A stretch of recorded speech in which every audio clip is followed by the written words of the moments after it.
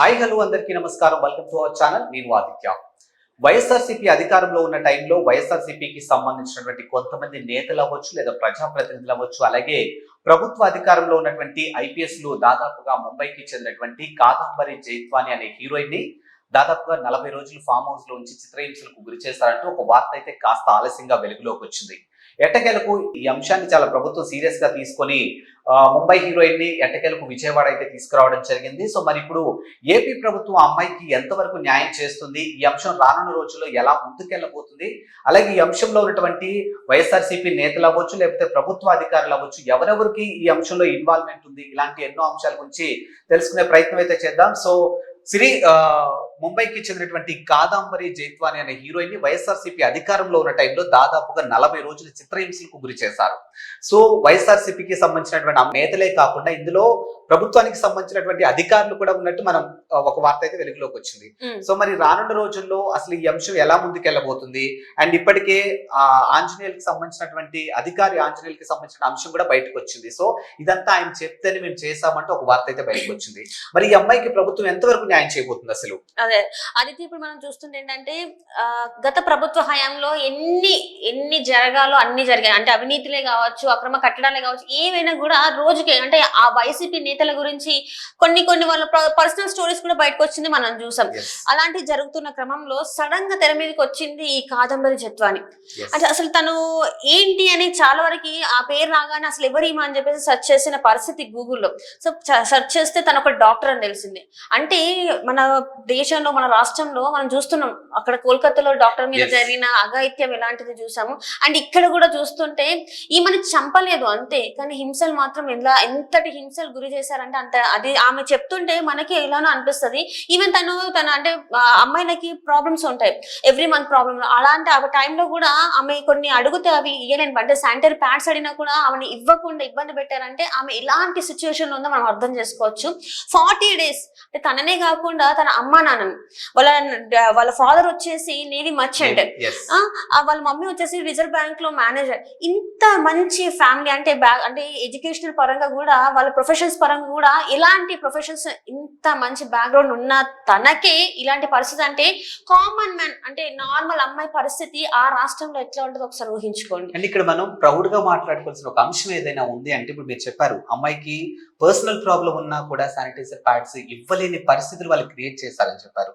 మీరు వాళ్ళ father background కానీ వాళ్ళ మదర్ బ్యాక్గ్రౌండ్ గురించి మాట్లాడినప్పుడు అమ్మాయికి నిజంగా ఎంత గట్స్ ఉంటే 40 రోజులు ఒక ప్రభుత్వంతో ఫైట్ చేస్తుందనే చెప్పొచ్చు కదా. ఇక్కడ కూడా ఏంటంటే కుక్కల విద్యాసాగర్ తను పెళ్లి చేసుకుంటా అని చెప్పేసి ఇదంటే అదని చెప్పేసి లాస్ట్ కి తనని ఇట్లా చెయ్యడం, అంటే కిడ్నాప్ చేసేసి అది పోలీస్ అరెస్ట్ అని చెప్పేసి అక్కడ ముంబై నుంచి మొత్తం ఫ్యామిలీ మొత్తాన్ని ఇక్కడ విజయవాడకి షిఫ్ట్ చేయడం అంటే అది ఏదో సినిమాలో కొంతమంది అంటే పోలీస్ ఆఫీసర్ లా కాకుండా గూండాల లాగా వెళ్ళి వాళ్ళని అట్లా చేయడం ఎంతవరకు కరెక్ట్? అంటే నార్మల్ ప్రజలు పోలీస్ ఆఫీసర్స్ ని ఇంకా నమ్మే ప్రసక్తి అంటే సిచ్యువేషన్స్ అయినా ఇవి నమ్మకం ఉంటుందా? రేపటి రోజున మనకి ప్రాబ్లం వస్తే వెళ్ళి మాట్లాడేలాగా ఉందా? ఈ సిచ్యువేషన్ చూస్తే ఇంత చదువుకున్నవి అమ్మాయికి ఎట్లాంటి రక్షణ లేదు, రక్షణ కల్పించలేకపోయారు, వాళ్ళే ఇంక ముందుండి ఇలాంటివి చేశారు.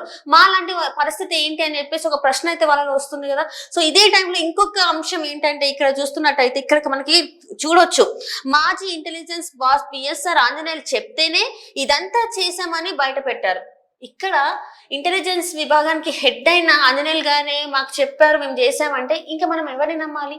ఎవరి దగ్గరికి వెళ్ళి రాష్ట్ర ప్రజలు మాకు ఈ కష్టం ఉంది, మాకు ఈ న్యాయం చేయండి అని ఇంకెవరిని అడగాలి? సో ఇలాంటి పరిస్థితులు ఇంకా చాలా మంది ఐపీఎస్ ఆఫీసర్ల పేర్లు కూడా బయటకు వస్తున్నాయి, వాళ్ళ మీద కూడా విచారణ జరిపించాలని అడుగుతున్నారు. అండ్ ఏంటంటే చాలా మీరు అన్నట్టు స్ట్రాంగ్ గా ఉండి వెంటనే బయటకు వచ్చి ఇప్పుడు తన ప్రభుత్వాన్ని అడిగింది ఒకటే, అంటే బాబు గారిని కానీ హోంమంత్రి గారిని కానీ అడిగింది ఒకటే ఏంటంటే అంత గారిని అడిగింది ఒకటే, నాకు న్యాయం చేస్తారంటే వాళ్ళిద్దరూ హామీ ఇచ్చారంట.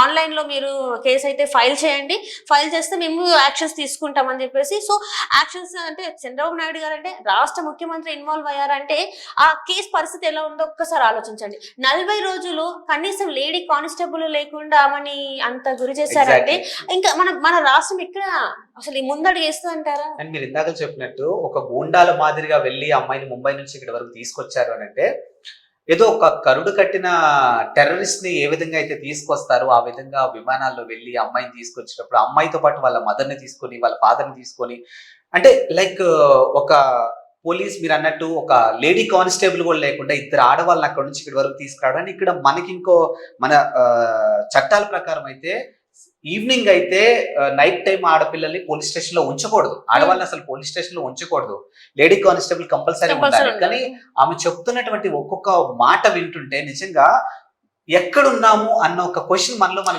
చెప్తూ ఉంటాం కదా, మన దేశం ముందుకెళ్తుంది రాకెట్ సైన్స్ అని చెప్పి చాలా గొప్పగా మాట్లాడుకుంటాం. మన దేశంలో ఎంత రాకెట్ సైన్స్ చదివినా మన రాకెట్లని పంపిస్తున్నా కూడా ఆడపిల్లకి రక్షణ కల్పించినప్పుడు మన దేశం ఎంత ముందుకు వెళ్తే ఏం లాభం? చిన్నపిల్లల మీద అఘాయిత్యాలు చూస్తున్నాం, డాక్టర్ల మీద అఘాయిత్యాలు చూస్తున్నాం, నార్మల్ గా చదువుకున్న అమ్మాయిలను చూస్తున్నాం అఘాయిత్యాలు, రోజుకు ఒక కథ బయటకు వస్తుంది. అమ్మాయిలకి రక్షణ లేనప్పుడు దేశం ఎంత ముందుకెళ్తే ఏం లాభం? అంటే ఇంత చదువుకొని తనేం నార్మల్ అంటే తను ఒక పెద్ద యూనివర్సిటీలో చదువుకొని డాక్టర్ అంటే తను అంటే మెరిట్ స్టూడెంట్, తనేమి డబ్బులు పెట్టింది కాదు, తనకు అన్ని ఫ్రీ సీట్స్, అంత మెరిట్ స్టూడెంట్ అయి ఉండి తనకి ఇలాంటి పరిస్థితి అంటే నార్మల్ అమ్మాయి పరిస్థితి ఏంటి అసలు? అంటే న్యాయం జరగదా అంటే తను స్ట్రాంగ్ గా ఉంది కాబట్టి ఇంతవరకు నెట్టుకొని వచ్చింది. అదే నార్మల్ అమ్మాయి ఒకవేళ వీక్ ఉన్న అమ్మాయి అయితే పరిస్థితి ఏంటి? ఆ కుటుంబం మిడిల్ క్లాస్, ఒకవేళ మిడిల్ క్లాస్ ఫ్యామిలీ అయితే ఆ ఫ్యామిలీ పరిస్థితి ఏంటి? ఈ అంటే పోలీస్ వ్యవస్థ అనేది ప్రజల కోసం కాకుండా ప్రభుత్వం కోసం పనిచేస్తుందేమో అనిపించింది నాకైతే పర్సనల్ గా. అండ్ ఇక్కడ ఇంకోటి మనం మాట్లాడుకోవాల్సిన అంశం ఏదైనా ఉంది అని అంటే, ఇప్పుడు ఈ అమ్మాయి సంబంధించిన వ్యక్తిగతంగా అమ్మాయి ఒక హీరోయిన్ ఇదంతా అదొక ప్రొసీజర్ అయితే, ఈ కేసుని అమ్మాయి అంటే ఒకటి తర్వాత ఒకటి బయట పెడుతుంటే ఈ కేసు ఒకదాని నుంచి ఒకటి లింకప్ కనిపిస్తుంది.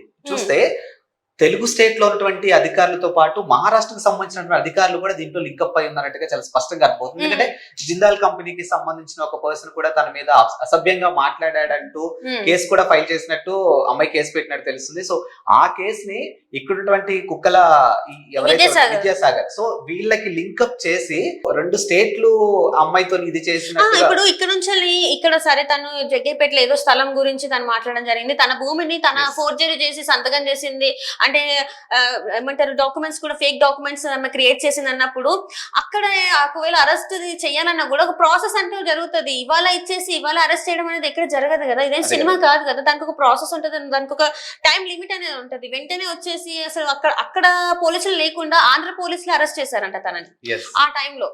అది ఎంతవరకు కరెక్ట్ ఉంటుంది? అక్కడ పోలీసులు కూడా ఉండాలి కదా.